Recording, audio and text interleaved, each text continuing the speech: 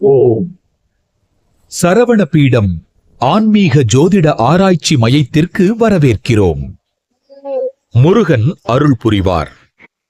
வணக்கம்.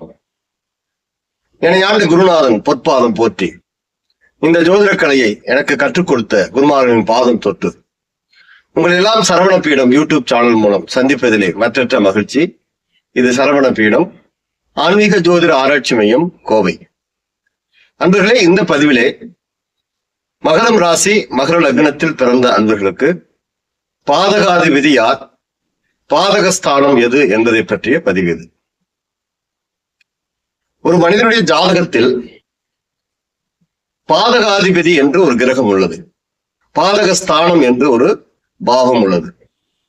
இது அந்த மனிதனுடைய வாழ்நாள் பூரா அந்த பாதகத்தை அவர்களுக்கு செஞ்சுட்டே இருக்கு. அந்த கிரகம் சார்ந்த காரகத்துவங்கள், அந்த பாவம் சார்ந்த காரகத்துவங்கள், இதெல்லாம் அவங்களுக்கு எப்பவுமே ஒரு பாதகமா செயல்படுது. இதை அனுபவத்துல பார்க்கணும். சோ அதற்கான பதிவு இது. எனவே ஸ்கிப் பண்ணாம பாருங்க, அப்பதான் நான் சொல்ற விஷயங்கள் உங்களுக்கு தெளிவா புரியும். இந்த சேனலை சப்ஸ்கிரைப் பண்ணாம இருந்தா ஒரு முறை சப்ஸ்கிரைப் பண்ணிக்கோங்க. பக்கத்துல ஒரு பெல் சிம்பிள் வரும், அதை பிரஸ் பண்ணிக்கோங்க. அடுத்தடுத்து எங்கள் பதிவுகள் உங்களுக்கு கிடைப்பதற்கு வசதியாக இருக்கும். பிடிச்சிருந்தா ஒரு லைக் பண்ணுங்க, ஒரு ஷேர் பண்ணுங்க, ஒரு கமெண்ட் பண்ணுங்க. பாதகாதிபதி, பாதகஸ்தானம். லக்னங்களை சரம், ஸ்திரம், உபயம் என்று ராசி லக்னங்களை 3 விதமா பிரிச்சிருக்காங்க. 4 லக்னங்கள் சர லக்னங்கள், 4 லக்னங்கள் ஸ்திர லக்னங்கள், 4 லக்னங்கள் உபய லக்னங்கள் என்று ராசி லக்னங்களை 3 விதமா பிரிச்சிருக்காங்க. அதுல மீனம் என்பது உபய லக்னத்தில் வரக்கூடிய ஒரு அமைப்பாகும். 4 மூலை வீடுகள் மீனம், மிதுனம், கன்னி, தனுசு, இது 4மே உபய லக்னங்கள் என்று சொல்லப்பட்டிருக்கிறது. அப்போ உபய லக்னத்தில் பிறந்தவர்களுக்கு 7ஆம் அதிபதியும் 7ஆம் இடமும் பாதகஸ்தானம். 7ஆம் அதிபதி பாதகாதிபதி, 7ஆம் இடம் பாதகஸ்தானம் என்று சொல்லப்பட்டிருக்கிறது. அப்படின்னா மீன லக்னத்துல பிறந்தவங்களுக்கு 7ஆம் இடம் என்பது கன்னியாக வரும். கன்னி பாதகஸ்தானம். அந்த கன்னிக்கு அதிபதி என்ப கிரகம் புதன், பாதகாதிபதி. அப்ப மீனத்தில் பிறந்தவர்களுக்கு புதனுடைய காரகத்துவங்கள் எப்பவுமே ஒரு பாதகத்தை செஞ்சுட்டே தான் இருக்கும். அதே மாதிரி கன்னியுடைய காரகத்துவங்கள் ஒரு பாதகத்தை செஞ்சுட்டே தான் இருக்கும். இது எப்பவுமே நாம அனுபவத்துல பார்த்துட்டு தான் இருக்கோம். அப்ப புதனுடைய காரகத்துவங்கள் எடுத்துட்டா புதன் நண்பர்கள், புதன் கல்வி, புதன் தாய்மாமன், புதன் வங்கி சார்ந்த அமைப்புகள், இது மாதிரி காதல் புதன்.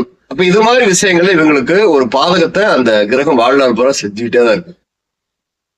பாவ ரீதியை எடுத்துட்டோம்னா மீனத்துக்கு அது 7வது பாவமா வர்றதுனால அப்ப திருமண வாழ்க்கை அப்படிங்கிற விஷயத்துல ஒரு பாதகத்தை கண்டிப்பாக அந்த மீன லக்னத்துக்கு அந்த கன்னி ஸ்தானம்ங்கிற பாதக ஸ்தானம் கொடுக்குது. அது திருமண வாழ்க்கையில பாதகமா இருக்கலாம், மனைவி சரியில்லாமல் அமையலாம், அது மனைவி குடும்பத்தார் சரியில்லாம அமையலாம்.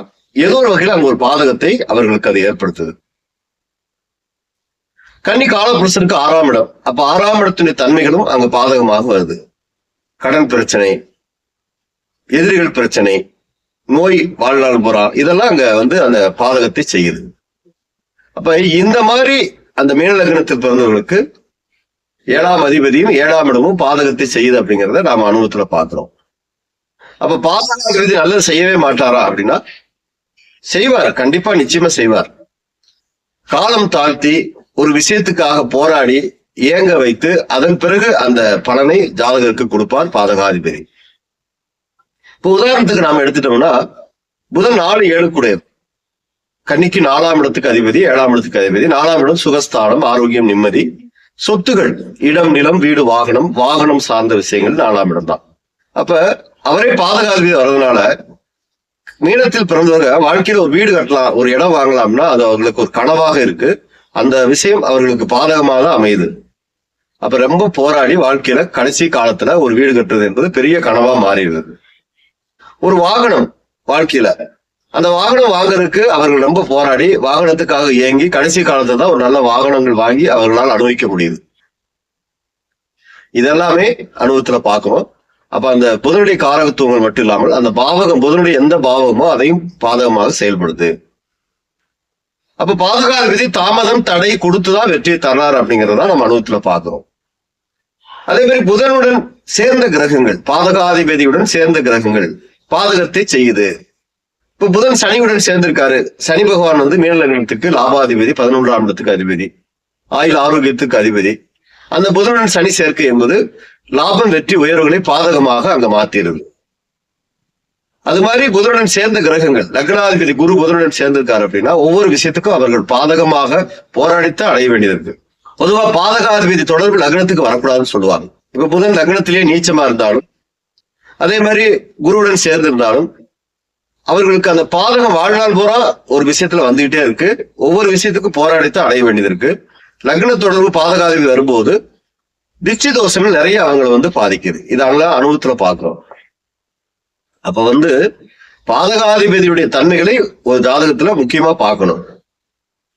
அதே மாதிரி பாதகாதிபதி நின்ற பாவம் அப்படின்னு பார்க்கும்போது இப்ப பாதகாதிபதி போய் 2ஆம் இடத்துல இருக்காரு, மீன லக்னம் 2ஆம் இடம் மேசத்துல போய் பாதகாதிபதி இருக்காரு அப்படின்னா குடும்பம், தனம், வாக்கு இந்த மாதிரி விஷயங்கள்ல அவர்களுக்கு வாழ்நாள் கூட ஒரு பாதகத்தை செஞ்சுட்டே இருக்காரு. குடும்ப வாழ்க்கையில் நிம்மதி குறைவு, பொருளாதார தடைகள், கொடுத்த வாக்கை காப்பாற்ற முடியாத நிலை, ஒரு வாக்கு கொடுத்துட்டு அதை காப்பாற்ற முடியாம போராட்டம், இதெல்லாம் அந்த 2ல போய் புதன் பாதகத்தை ஏற்படுத்துறார்.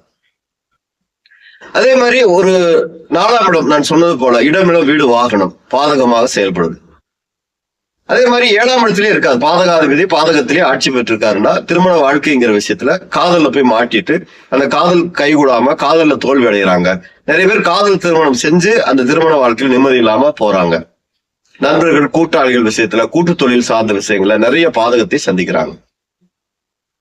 அதே மாதிரி 10ஆம் இடம் சொல்லக்கூடிய மீனத்துல போய் புதன் பாதகாதிபதி இருக்காரு, தொழில் ஸ்தானம். அப்ப வாழ்நாள் பூரா தொழில ஒரு பாதகத்தை அந்த கிரகம் கொடுத்துட்டே இருக்கு அவங்களுக்கு. வங்கி சார்ந்த பிரச்சனைகள், வங்கியில கடன் வாங்கி கட்ட முடியாம, வங்கியில ஜப்தி நடவடிக்கைகள், தொழில வந்து பிரச்சனைகள், இதெல்லாம் தொடருது அவர்களுக்கு. 7ஆம் அதிபதி பாதகாதிபதியாக புதன் வரும்போது புதன் வங்கி பத்திரம் டாக்குமெண்ட் சார்ந்த இஷ்யூஸ் அவர்களுக்கு வாழ்க்கையில வந்துகிட்டே தான் இருக்கு. ஒரு ஆதார் கார்டுல கூட ஒரு நேம் ஸ்பெல்லிங் கரெக்ஷன் ஏதோ ஒண்ணு வராம போறது இல்ல.